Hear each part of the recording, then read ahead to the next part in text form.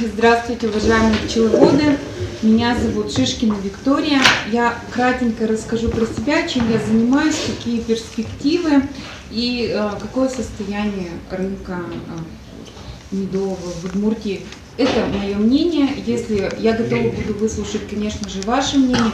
Будет удобно, если будет между нами с вами обратная связь. Меня хорошо слышно? Или да. Я могу погромче, если вам хорошо, то я вот в таком ритме буду рассказывать. Занимаюсь я продажей меда с 2015 года. Мы вначале открыли отдел на Пушкинской, и сейчас у нас отдел в экорынок клубный строителя. Это новый экорынок, ему год, там большая проходимость. И, в общем-то, это один из лучших экорынков в городе Ижевске, и он большой. То есть места, не просто так на самом деле занять место, да, на рынке, потому что они все занимают очень быстро, ну, не обязательно это мед, да, это другие места, и вы просто подходите к руководству, а мест нет. И одним медом на сегодняшний день торговать это, ну, достаточно будет сложно, потому что многие у нас медовый край на самом деле, да, и мы все понимаем с вами, что большинство меда реализует самостоятельно, да, имея свою клиентскую базу, и покупатели, как бы говорят, а у нас свои пчеловоды, и это здорово, и это классно, да.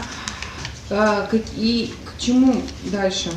Значит, какие я вижу для себя перспективы в развитии этом? На сегодняшний день, в январе 2019 года, мы открываем свой первый офис по адресу Пушкинская, 270. Это бизнес-центр Пушкинский.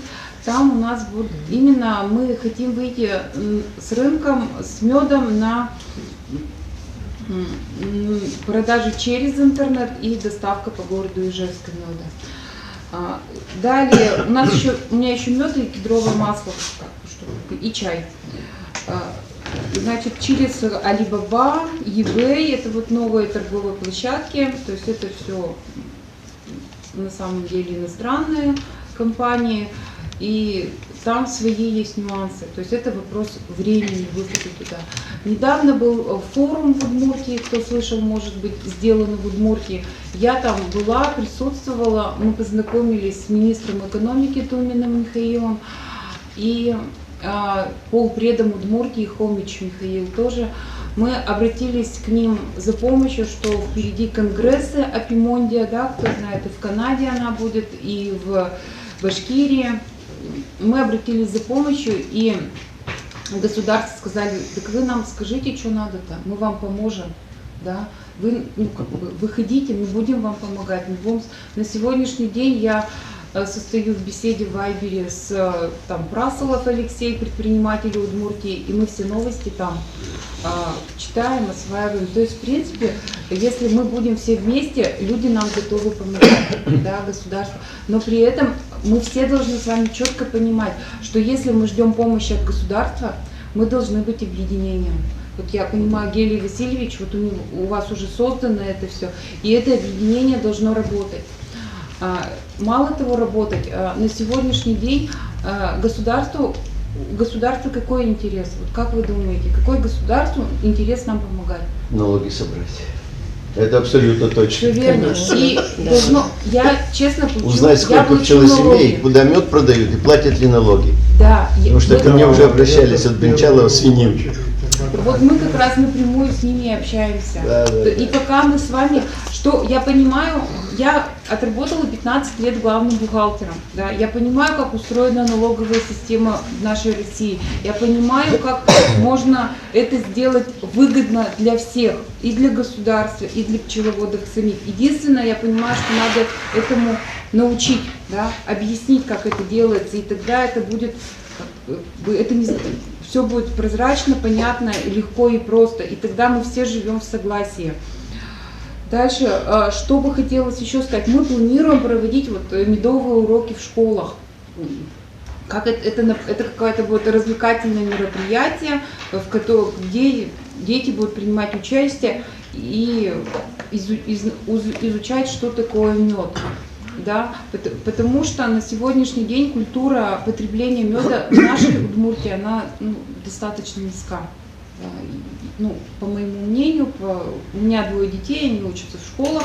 И, в общем-то, Что такое низко? Ложками, да? ну, если бы они ели бы ложками, то мы бы прям вот в Удмуртии бы весь мед съедали бы, и на сторону бы он бы не уезжал. И тогда бы дети были бы у нас с вами здоровы, как мы понимаем, да, и ели бы в первую очередь пергу, а потом конфету. То есть низкая культура, это вообще не любят мед. Дети некоторые. Да и Многие его не и любят. взрослые, и Да. взрослые. Но при этом, приходя в детскую поликлинику, у нас очереди записаться к доктору просто невозможно, понимаете? То есть мы знаем, что есть продукт, который дает здоровье, и при этом дети у нас болеют. Да? И я вот просто как мама, да, я сама достаточно, то есть 3 года назад. Продвинок. Да.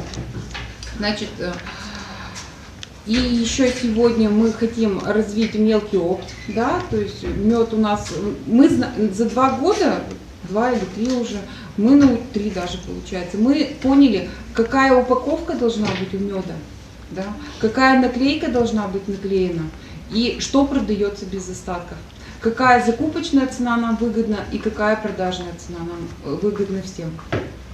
Вот. Интересно. Дальше, с кем я на сегодняшний день работаю? Значит, работаю я с удмуртскими в Вовожском районе пчеловодами. Фамилии, это, наверное, некорректно, Нет, да? не знаю. То есть с удмуртским, в Можгинском районе у меня колхоз «Россия» получается, и с Петышиным Алексеем мы сейчас работаем.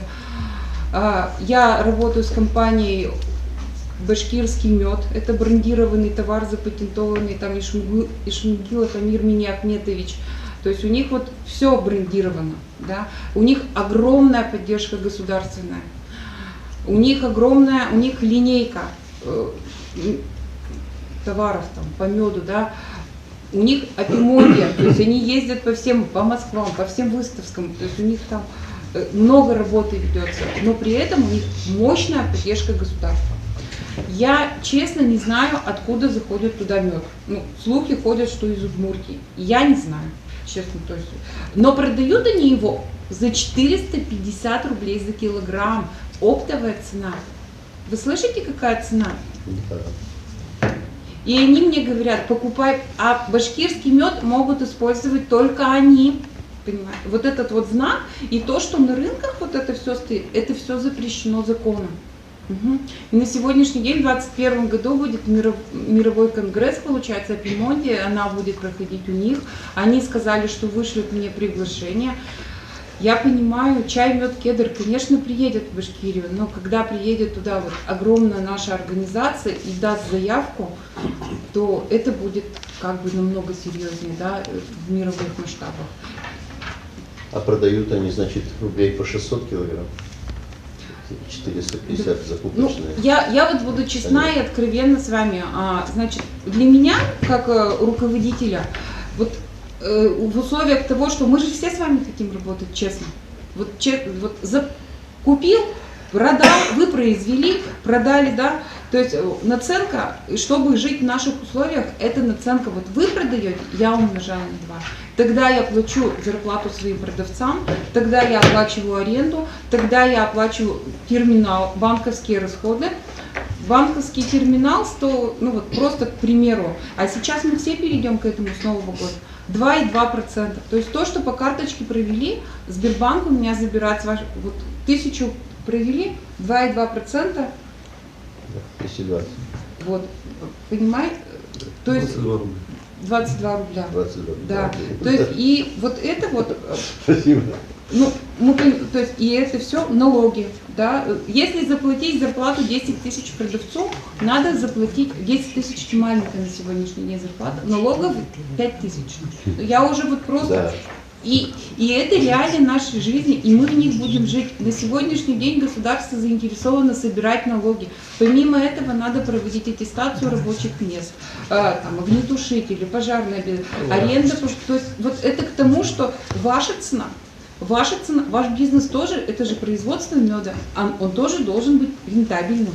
правильно? И тогда все будут развиваться. То есть ваша цена, которая рентабельная, реально, которую вот вы знаете, Алексей вот Петышин, он уже просчитал, он просто не стал отдавать дешевый мед, он сказал, ну я не готов за эту цену, а вот тем, кому он раньше сдавал. И мы с ним договорились о цене, он привозит мне мед в тех банках, которые он фасует, да, в которые мы ему...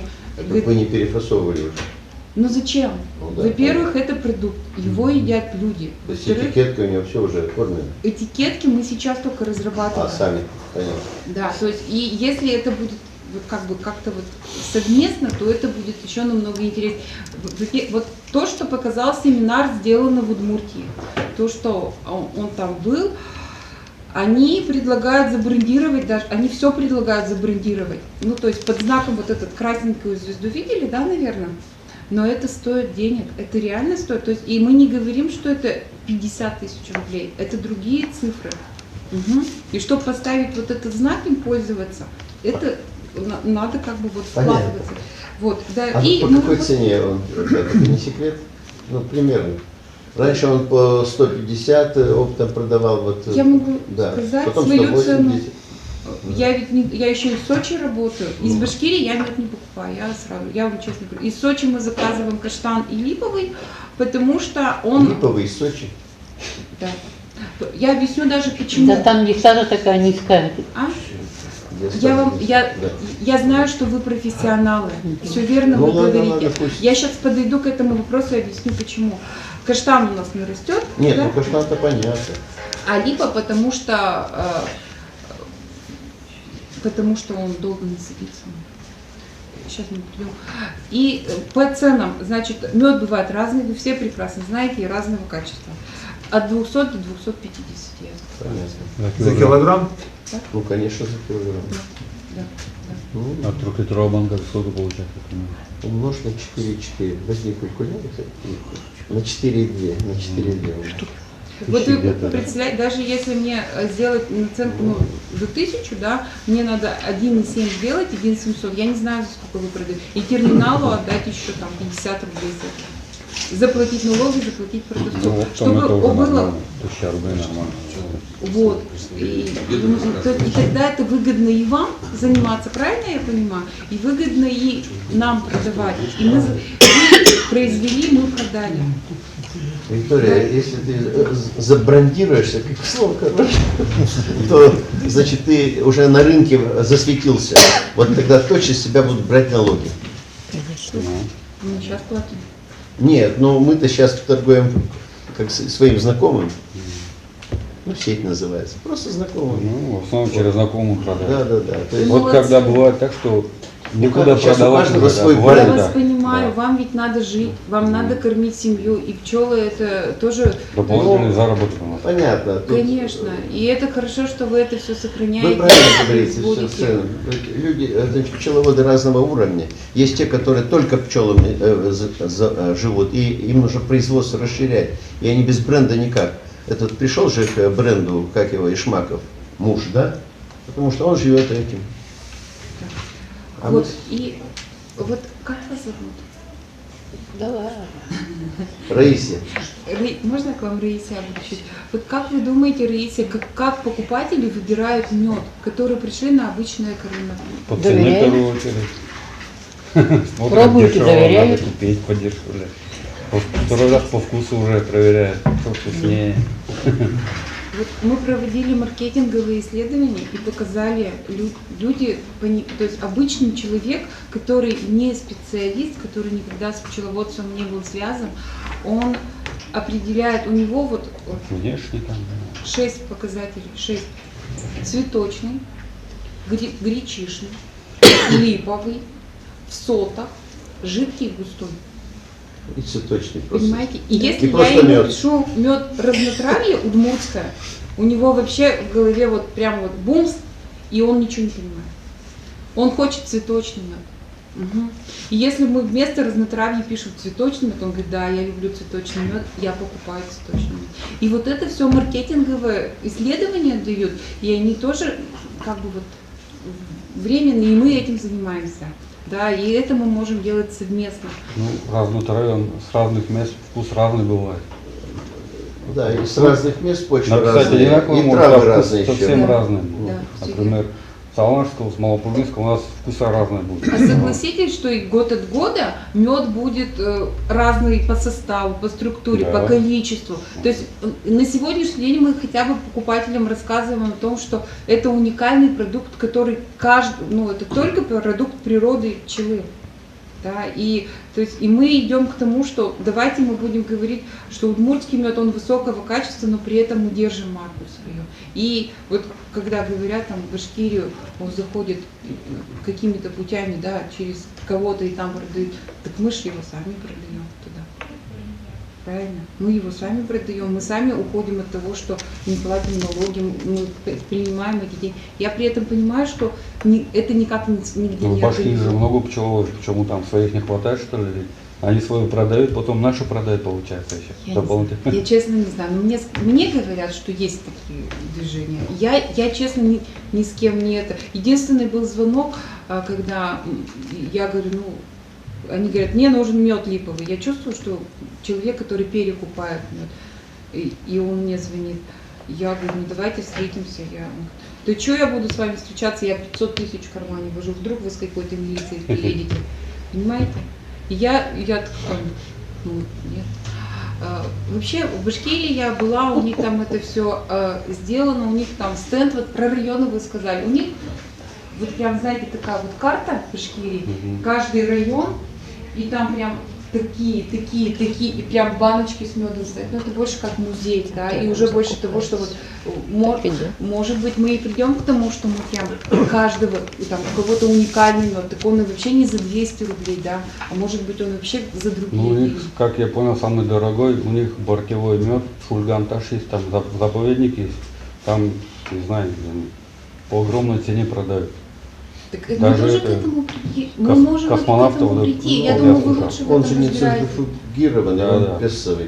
Или даже вообще сотовый. То есть это мы, насколько мы ценим свой труд, насколько мы готовы, то есть есть продукт массового производства, да, есть какой-то уникальный, так его просто по-другому упаковываем и продаем.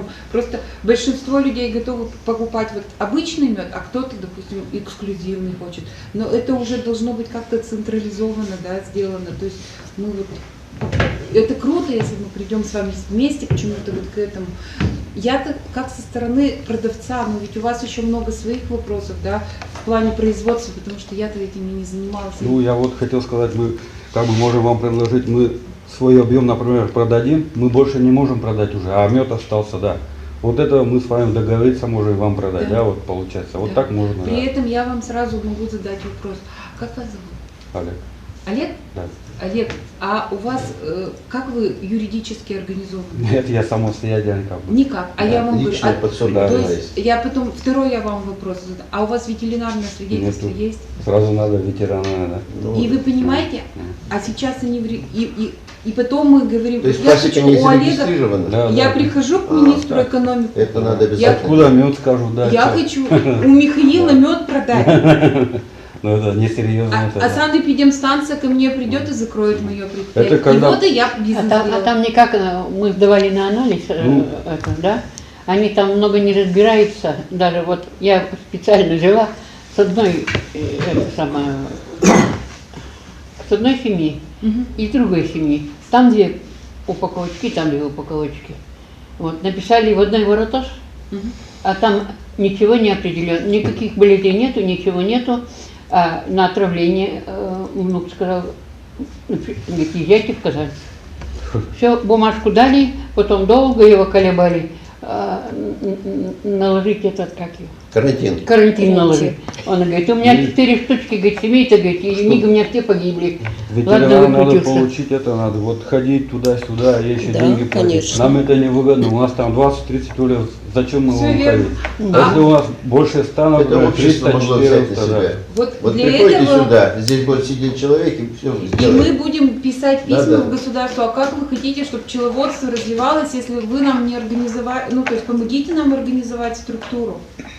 Это к тому, что, допустим, вы приходите, вы Да. говорите, у меня Ну, ничего нет, Ну, а возможно, ветеринар, вот вот скажите, заплатите туда, сходите туда. ну то есть платите.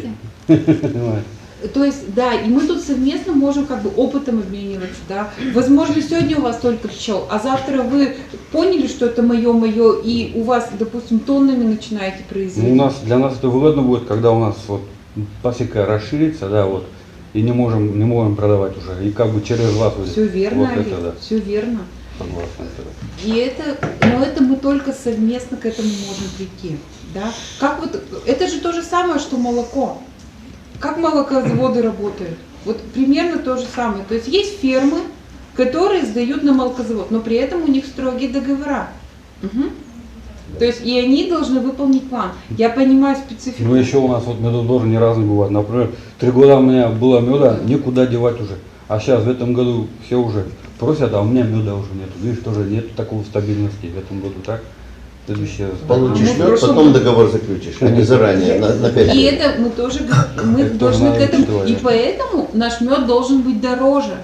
Потому что из 4 лет, допустим, один будет неурожайный, вы согласны со мной? Или из 5? Вот как вот? Как вот По-разному бывает? бывает. Как От обычно? погоды сильно зависит. когда Как вот это вопрос ко всем? Если слишком дорого сделаем, не будут покупать просто. Да. Чужой мод там Вот будут у покупать. меня Продажи много за было 1000 рублей там соседей, башники. да? А в парк сходили, по 1000 рублей взяли и все. Дорого не Привозной. будут покупать. Я вас поняла. Давайте я вам Потом объясню. Надо, начинается тут спрашивать, законы у нас, экономики конечно. работают. И это надо четко понимать. Спрос на продукты не эластичный. То есть, если вы делаете низкую цену, значит, мы сами как бы, во-первых, мы обесцениваем свой труд. Во-вторых, человек, вот, ну, понимаете, если он килограмм мяса в месяц съедает, он съест 10 килограмм. Ему хоть за 1000 его продай, хоть за 2000 продай. И это говорит о неэластичности спроса. Если вы все договорились, и вы за 1500 банку отдаете, так вы не отдавайте ее за 1000. Вот просто, я знаю, у нас вот паркетчики делают паркет, каким-то шлифуют, что ли, оборудованием, да, в городе. Вот они вот сели, они договорились, цена там 300 рублей за квадратный метр. Я цифры не точно говорю. И если кто-то продает дешевле, и они это четко контролируют, у них просто забирают этот станок. Понимаете? Я ни к чему к этому не веду. Но если мы будем вместе в обществе вот работать, который у Гелия Васильевич, совместно вы будете договариваться о ценах, и тогда будет сильно развиваться пчеловодство. И, следующий вопрос. Виктория, подождите, пока Да. вот не ушли. То есть, если у меня есть ветеринарное свидетельство на мед, есть, допустим, тонна меда, мы с вами какие документы оформляем для того, чтобы я вам эти тонну меда продал? Купля-продажа, наверное. Сейчас. Как у вас оформлено, как вы как юридическое лицо? Никак. Никак. Вы пчеловод. Смотрите, тонна меда, это мы умножаем, это сколько? 200?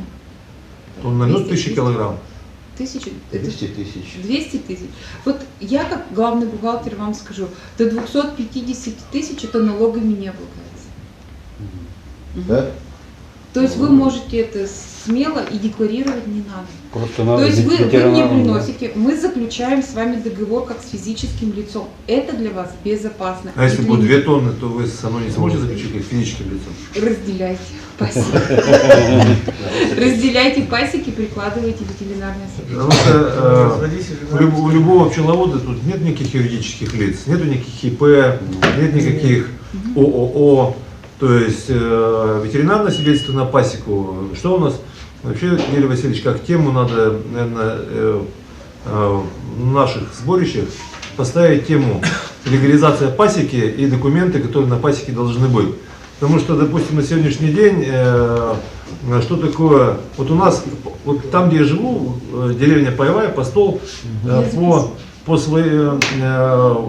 тут связался, у нас липу рубили, да, и я общался с нашим Министерством лесного там, хозяйства и так далее. Он говорит, а у вас там пасек нет. И в самом деле, с точки зрения государства, нас нет. Пасек нет ни одной. Поэтому липу рубят, пасек нет. А чтобы пасека появилась, что нужно сделать? Чтобы она появилась не только где-то, чтобы она появилась в Министерстве лесного хозяйства, что в этом месте есть пасека. Что для этого нужно сделать? Я вот, допустим, у себя до сих пор не знаю. Вот, Хорошо, мы этот вопрос поднимем на семинаре. Может быть, мы пригласим из ветуправления Там можно прямо здесь эти паспорта выписать. Не в районах вот вы будете ходить там выписывать, а мы пригласим из Министерства сельского хозяйства, из ветуправления. Он придет с бланками, и мы здесь каждый запишет эту свою пасеку и печать поставит. Да у меня все есть. Нет, так у вас есть, а у некоторых нет. А вот у него нет. Нет, мед-то продавать. Александр, по-моему, мысль важную хочет договорить. Да, это первое, да, то есть если даже мы имеем легальную пасеку, а легализация пасеки это паспорт пасеки. Ну, А паспорт пасеки это 2 раза в год анализы. Анализ там. На да. мед и на пчел.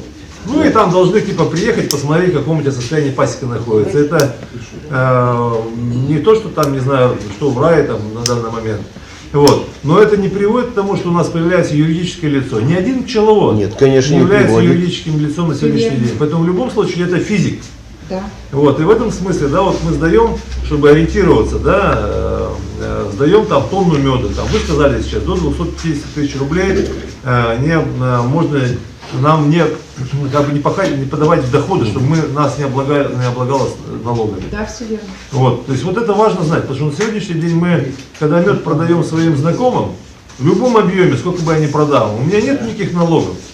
Да. И вот на сегодняшний день, то есть как бы на самом деле пчеловодство никогда в России налогом не облагалось. То есть это сейчас пытаются сделать, что пчеловодство он как бы освобожденный от налогов персонаж, то есть который продает мед. Но это, наверное, речь не идет о оптовой торговле, когда у меня там есть уже, или как сейчас ребята продают мед в Польшу, да, там объемы. Вот они там в Молдавии собираются там 10, 12, 20 пчеловодов. И чем больше партия, тем больше цена. Все верно. То есть там нет такого, что чем больше партия, тем меньше цена. Чем больше партия, тем больше цена. И поставляют там по 10 тонн, по 20, по 50, по 60 тонн поставляют объемы. Вот тогда, наверное, да, у них, наверное, должны быть какие-то юридические там лица, объединения, там, не знаю, там, что-то, какие-то документы. Да. У нас нет. Вы, Александр, важную тему подняли. Вот смотрите, если пчеловод, то он пчеловод один.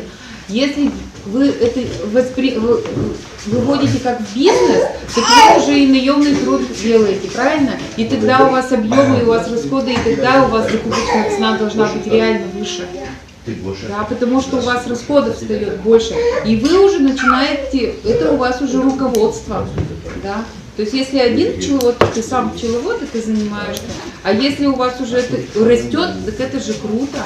То есть на данный момент как бы вот, нам тут четкие параметры, да, паспорт пасеки и документы на мед,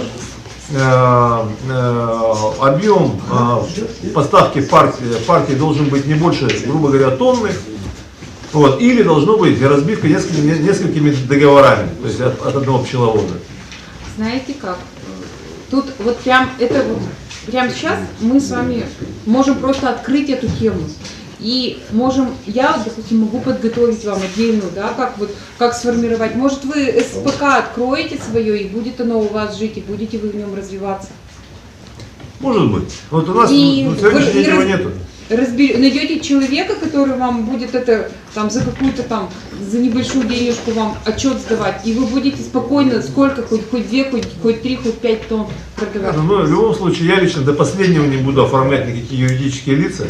До последнего, пока будет возможность продавать как физику, я буду продавать как физику. Я понимаю. До последнего, чем меньше налогов я буду платить, тем лучше для меня. Потому что цена, мы-то сейчас продаем, допустим, я продавал в этом году мед, 1 литр 600 рублей, дешевле не продавал. Поэтому- Литр? Литр, да. Литровую баночку, у меня по литровой баночке фасуют. Нормальная цена. Вот, и человек хочет, а вон там где-то по 1100, по 1000, я говорю, ну иди там купи. Я не продаю ниже, дешевле 600 рублей, пусть он у меня лучше на Это складе. нормальная цена, разве это дорого? Литр, ведь не килограмм. Вот, ну понятно, то есть если вот для меня это важно, да, то есть на сегодняшний день у меня там ну, полтонны, я их там спокойно сам продаю, да? Завтра пасека вырастает, тонна появилась, 2 тонны, там, 3 тонны, 5 тонн. А уже вот не надо. Вот, поэтому нам надо, мне интересно, да, мне предлагали сейчас, вот в этом году за 300 рублей липовый мед мне предлагали выкупать любыми партиями. Приезжали на пасеку человек и говорит, у вас есть, вот смотрю, у вас там улицы стоят, у меня как раз свои стояли, или чужие, там порядка 100 штук. Он говорит, вот у вас большая пасека, там, может быть, там будете продавать, то есть ездят по деревням, Я скупают. понимаю. На липовый это мед знаю. цена 300 рублей мне Да? предлагали за килограмм. Мало. Цветочный мед дешевле. При этом мы с вами открываем тему, что липу-то вырубают. И если мы с вами... Правильно ведь вы говорите? Конечно. И если мы не выйдем к тому же государству, так они вам тоже сам скажут, а что вы и налоги-то не платите, нафига вам помогать? И так, а когда мы начинаем говорить, так мы будем платить налоги, но вы нам там сохраните это, создайте для нас условия, и мы будем, вы ведь готовы платить налоги при Нет, не высокой готовы. цене? Не готовы. Не Объясню почему. готовы. Потому что налоги, вот любой пчеловод, каждый скажет, налоги с нас будут брать, а липу как вырубали, так и будут вырубать. Так и будет. Доверия в этом смысле никакого нету. Поэтому Вот прям, боятся Разделить регистрировать, государство да, и и- пчел. что мы Я тут правильно пчеловоды. понимаю? конечно. У нас у Потому что у двоих них свои Вот, планы. оформлены А вы по каким документы. причинам не готовы? Все равно вырубают. Печать такая, Невыгодно. как раньше, сургутная это Да, была. да, подожди, вы на какую сумму? А, вы ко мне обращаетесь? Да, да. Да точно, я его поддерживаю Прекрасно. однозначно. А у вас какие объемы? У меня, голубушка, значит, я вам скажу. В прошлом году произошла гибель. У нас на пасеке погибли 200 пчелосемей. По всему району. Это в каком районе, в каком месте? Воткинск. Воткинск. Воткинск. Из-за Да. чего воротос? Вот. Нет, вы знаете, что вот сказали Воротос. Как обычно при советской власти мы складывали коробочку, номер улья, десяток пчелок и сына в санэпидстанцию. Приезжает сын быстро и говорит, деда, а санэпидстанцию ликвидировали, всех специалистов по пчеловодству ликвидировали.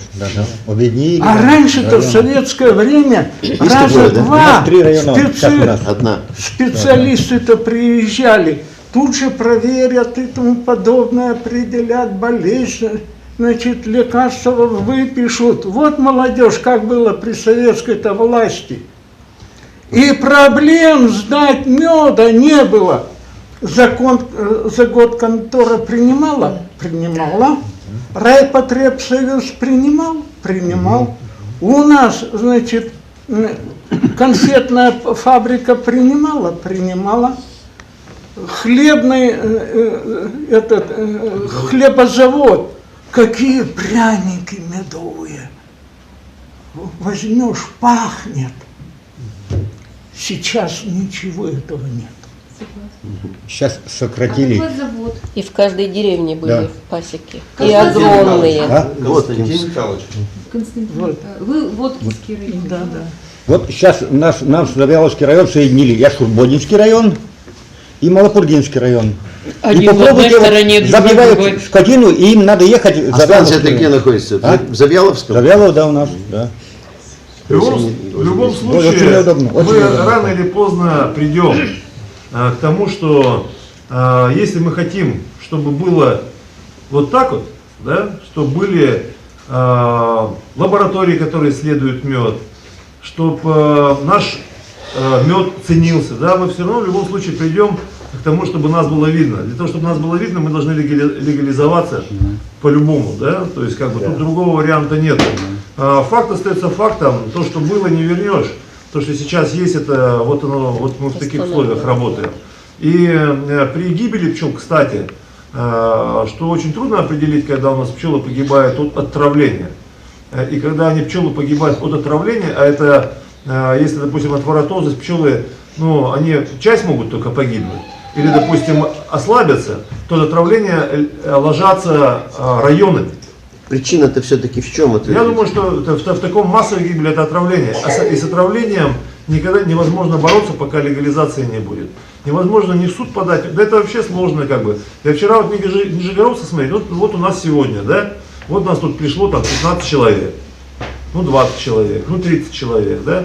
Кто-то там, кому-то неинтересно, кому-то еще что-то. Вот. Вчера Нижегородцы смотрел, 100-150 человек у них в зале собирается. Вот. Людей приглашают. Ну, в общем, единение совершенно другое, то есть как бы там. Вот. И поэтому и законодательство другое, А у нас как-то, ну, как бы мы все втихаря там сидим у себя, и я понимаю всех, и сам такой же. То есть, как бы, чем меньше трогали бы, да и получше, я будет так проводить потихоньку. Вот, но тем не менее, рано или поздно придется это делать. Вот, вот на сегодняшний день у меня вот то, что сказали, у меня в моем районе такая же штука, да? У меня нет специалистов по пчелам, куда мне сдавать. Поэтому надо исследовать этот вопрос каким-то образом. Я вот не знаю, с какой стороны Колбиной обратился, она там тоже говорит, я, говорит, узнаю, ну пока еще ничего. То есть вот по районам, чтобы пчеловоды, чтобы на сайте была информация. Вот хохлы, кстати, так делают. Они тоже этот вопрос поднимали, они приняли решение на своем там пчеловодческом обществе разработать такой документ. То есть, чтобы по каждому району были адреса. Санэпидстанция такая-то, телефоны такие-то, чтобы каждый пчеловод знал, куда ему нужно обращаться Это для надо того, на чтобы, сайте собрать такую информацию. чтобы получить паспорт на Действительно, пасеку, все чтобы знали, легализовать куда свою это продукцию, если это необходимо. А На если самом нет, деле, если а даже вот мы это, продаем мед, не продаем его знает, оптом, то все равно паспорт на пасеку должен быть, потому что это наша, в том числе, безопасность, чтобы те же когда это же психология человека. Когда я знаю, что у меня есть вероятность, что меня придут и проверят, я совершенно по-другому буду относиться к своим пчелам. Я буду смотреть, выискивать там болезни какие-то, потому что я знаю, что меня могут проверить, приехать проверить. И если найдут у меня какие-то заболевания на пасеке, особенно гнильцового типа, а мы его заносим и с вощиной, и с пакетами, и с матками, и откуда мы только не можем его занести, эти штуки. Вот, поэтому это обязательно надо делать. И начать нас с информации. Мы к рынку переходим. У меня вопрос такой, можете не отвечать. Вот ваше благосостояние вашей семьи насколько от пчел зависит? Мое? Да. Ни насколько. Не зависит. О чем нам? Да. Он рационализатор такой, что, знаете, к нему приедешь к нему, так... Да все равно, наверное, считаете немножко, какой процент. А? Понимаешь, что, Юрий Васильевич, Он если изобретает много. Если бы я в своей жизни бы не считал, то и мое бы сейчас состояние семьи финансовое зависело бы, наверное, очень от многих факторов. Ага. Я хочу, чтобы пчелы для меня стали доходной частью. Она уже доходная часть, ну маленькая. Маленькая, да. Вот, поэтому я иду к этому. Я вот, там, вы же знаете, я у Гелия Васильевича, когда вообще пчелок ничего не понимал, Гелия Васильевича на курсы к нему пришел, это было там 7 лет назад, и за 7 лет я как был тем учеником, так и остался таким учеником, потому что 7 лет... Не надо, изобретаешь много. Вот, Таких учительница, кулиев да. ни у кого нету, только у вас. Вот, поэтому, но тем не менее, до того, чтобы понять пчел и узнать, еще очень далеко и долго. Но я хочу, чтобы моя пасека была рентабельной. Я все, стремление точно есть. хочу. То есть, как бы, Для этого у меня есть все Он условия. их очень любит. Очень жаль. Мы сейчас, я-то как Это бы в проблема. этом, Пасека я готова большая, поддерживать, вот. приходить на встречу, я готова. Очень жаль, что среди нас нет молодых. Вот у меня, я его обучаю, будет рентабельно вести хозяйство. У меня внук уже занимается. Очень хорошо. Дело в том, с экономической точки зрения, рентабельность начинается с 15 пчелосемей. Ну да. Вот я вам еще интересный эпизод расскажу. Вот тинториум гремел как-то. Значит, к нам на пасеку приехали, агитировали, забирайте, приезжайте в Пермь, тинториум мы вам вот по такой-то цене. Мы просчитали, да, экономно, значит, с прибылью вернемся. Приехали в Пермь, а они не знают, где такой тинториум. Обратились где-то на отшибе, стоят бараки, зашли мы туда, там весы, женщины, мешки, все с Канады, дорогие вы мои, из Канады все доставлено, и они вот в баночке, и все. Вот, пожалуйста, и мы вернулись обратно за такой бесценок. Вот. И давайте тогда про тинториум, раз вы начали, я вам раскрою эту тему. Они действительно, вы все правильно говорите, и это все есть. Мы причем, ну давайте, есть прополисные капли на шунгитовой воде. Да, то есть это капли, которые можно применять с рождения, и, в общем-то, это очень хороший, как вы знаете, иммунный продукт. Он у них стоит 1500 рублей Очень дорого за продают. 100 грамм. Мы закупаем из Сочи, мы продаем за 312 рублей такую же упаковку. При этом мы с вами мы и удмуртский прополис можем также продавать, и может быть это будет за те же деньги, да, и при этом и вы все будут как бы в доходе. Но при этом продукт должен быть безопасен для людей и сертифицирован. Угу. Да, не просто вот это вот, раз мы захотели из восковой моли мазь сделать, мы захотели это, да, это круто, да, это все помогает людям, но если это у нас с вами вот как-то у каждого по основному, Так не разрешат. вот, а если у каждого есть пасека, вот вы ведь все верно говорите, все знают, но если, и это мы только как совместно можем делать. У вас есть огромный опыт и жизненный, и пчеловодческий. Мы вот молодые, вот ведь тоже пришли заинтересованы. Они пошли, они другим рассказали, кто-то другой. Но при этом, изучив объемы производства, мы должны изучить объемы сбыта. Куда мы будем. Если в Удмуртии вы все готовы покрывать, да, свой рынок самостоятельно, то в Тюмень ведь вы не поедете. А там другие цены на мед, правильно? И тогда уже встает мед наш дороже с вами. Нам всем выгодно встает работать. И как вы верно говорите, Александр, пасеки стоят рентабельные. А если это рентабельный бизнес, то люди туда идут. Да. Да у нас сюда же практически не ходят ребята, которых... у нас вообще как бы в Удмуртии считается большая пасека, это 50 семей большая. 50 семей это ни о чем. Это вообще и 100 семей ни о чем, и 200 ни о чем. Сейчас уже смотришь, как ребята работают в Беларуси, в Молдавии, на Украине.